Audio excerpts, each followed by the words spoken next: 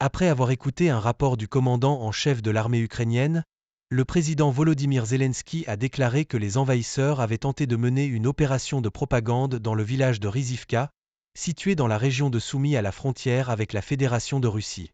C'est ce qui est indiqué dans la déclaration de Zelensky publiée sur les réseaux sociaux, rapportent les médias étrangers, relayés par télégraphie. Dans le village de Rizivka, les envahisseurs ont tenté une opération de propagande. Depuis ce matin, le drapeau russe est détruit et il n'y a pas de présence ennemie dans le village, a écrit le président. Les forces ukrainiennes contrôlent totalement la situation dans la région de Soumy, a ajouté Zelensky, en soulignant que les groupes russes restent actifs mais sont éliminés et continueront d'être traités avec détermination. Il a ajouté que cette semaine est décisive pour la position internationale de l'Ukraine.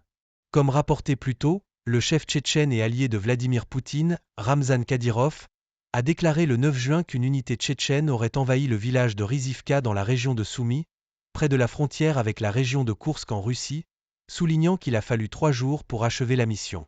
Comme on le sait, Rizivka est devenu un village mort au printemps 2024 après que presque toute la population civile a été évacuée, car aucun bâtiment du village n'est resté intact.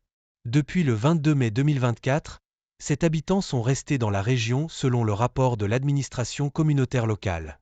Au total, plus de 1500 civils ont été évacués des communautés de Bilopiya et Vorozba ce mois de mai.